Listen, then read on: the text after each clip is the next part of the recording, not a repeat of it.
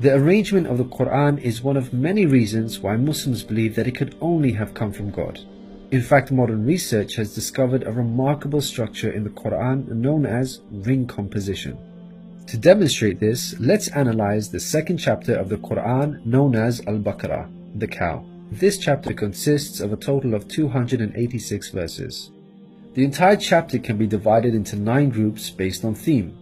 The first group of verses talk about faith and unbelief. This mirrors the theme of the last group of verses.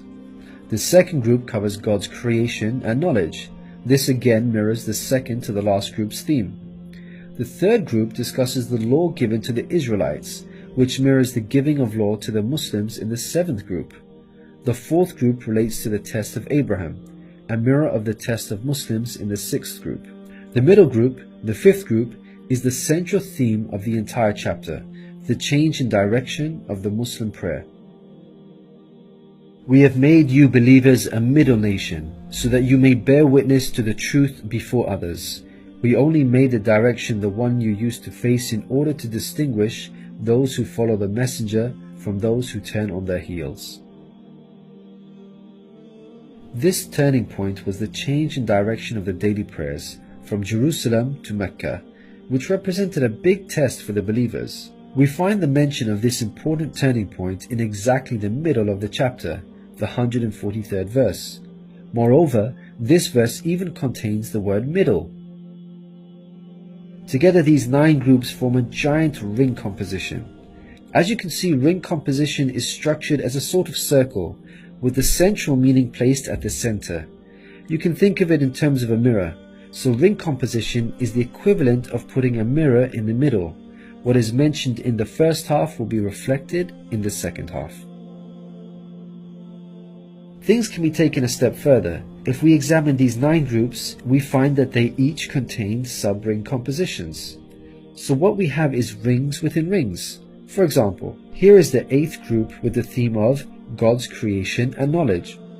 We can see that the beginning and the end both have the themes of giving and charity, and the central theme of God's power and knowledge is placed in the middle. Things can be taken further still. This sub-ring contains yet another ring within itself. This is the 255th verse known as Ayat al-Kursi, the verse of the throne. Just like the chapter which contains it, the verse of the throne can be divided into 9 groups based on theme. The first and 9th parts each mention God's personal names. The 2nd and 8th parts both state that God never tires. The 3rd and 7th parts describe that God owns everything in the heavens and the earth. The 4th and 6th parts make it clear that God has total control over us and we are dependent on Him. Notice that the middle of this verse mentions before and after, which could be yet another allusion to the mirroring of ring composition. It's worth highlighting that not only does the verse of the throne contain its own ring composition, but it is also positioned as a sub-ring within 2 larger rings, a concentric ring composition. We can see that this chapter of the Quran is marvelously designed, being precisely and tightly arranged according to the principles of ring composition. This precision in arrangement is in fact astonishing when we consider the timing of the revelation of these verses. To appreciate this, let's consider the analogy of building construction. Imagine you had the task of building a house. Rather than waiting until you receive all of the materials and then drawing up a carefully thought out design plan, you instead decide to proceed without complete knowledge of the constituent parts, constructing it piecemeal, adding to it bit by bit as and when you receive the individual materials. What are the chances that this approach will result in a well-constructed house? Unlike an organized approach where each part is placed in its best possible position according to a design plan, instead you have a situation where it seems each part is placed arbitrarily, depending on the order in which the parts were received. In such circumstances, you would most likely end up with a very poorly designed house, liable to collapse at any time. It is highly unlikely, perhaps even impossible, that this disorganized approach would end up with the same stunningly designed house as an organized approach. Yet this is exactly what we find with the Quran's structure. The builder in our example is the Prophet Muhammad, peace be upon him. The house that he began to build since its first verses were revealed to him is the Quran. The rooms and bricks in our construction example are its chapters and verses. He can never have a design plan in place for the Quran because the revelation of many of its verses depended on events that were out of his control, such as the social developments and challenges that he faced throughout his prophethood. For example, believers would come up to him and question him on a particular matter, or his enemies would challenge him. The responses in the form of revelation would then descend on him, addressing the specific situation that he was facing. How could Muhammad have devised such an intricate plan when he could not predict the events that would dictate the revelation of verses? Such an arrangement would have to be planned in advance, but this was not possible due to these events being out of his control. What this demonstrates is that the author was someone who could predict the future. Possessing knowledge of the unseen is a quality of God, not human beings.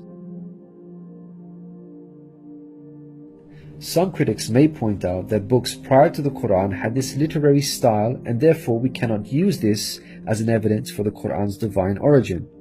However, comparing the Quran to other books is like comparing night and day for many reasons. Firstly, Prophet Muhammad, peace be upon him, was not a poet, nor did he have any literary reputation. In fact, like many people at the time, he could not read or write.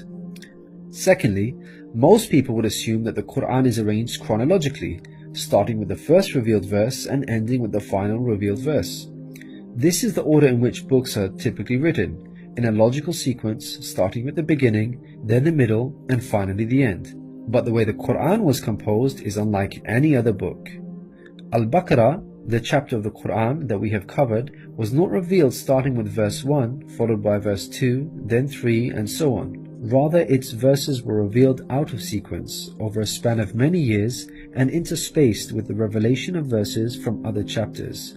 The Quran's unusual manner of revelation makes implementing ring composition much more difficult than conventional books. Thirdly, conventional books follow an editorial process by undergoing multiple stages of editing, which allows the author to gradually refine the text over time. However, the Quran did not undergo an editorial process. Prophet Muhammad, peace be upon him, would place the verses in their positions as soon as they were revealed to him. With each new verse, he would not go off and review what had been previously revealed to see where he can position them in order to maintain a ring structure. Rather, spontaneous revelation was immediately followed by the placement of the verse, its position fixed. When we look at the history of the Quran's compilation, there is not a single instance of a verse being moved around in order to make it fit a ring composition. Fourthly, achieving ring composition in conventional books is much more feasible as the author has complete control over the content, allowing them to plan their structure ahead of time. As we've already seen with the Quran, its content was circumstantial as it was tied to events that were out of the control of the Prophet Muhammad, peace be upon him, and therefore he could not plan a structure ahead of time. Fifthly, the Quran was first revealed as an oral recitation, not in written format. With written books, you can easily plan a structure because you can quickly and conveniently refer back to what you have written previously. But with a recited text like the Quran, the Prophet Muhammad, peace be upon him, would have had to rely on his memory in order to recall what was previously revealed, a much greater challenge. In light of all these difficult circumstances, wouldn't you expect the Quran's structure to be jumbled? What we find against all odds, however, is that the Quran contains a remarkably sophisticated structure. The circumstances of the Quran's revelation, together with its precision and harmony, represent a compelling argument for its divine origin. Your companion is neither astray nor being misled, nor does he say anything of his own desire. It is no less than inspiration sent down to him. He was taught by one mighty in power.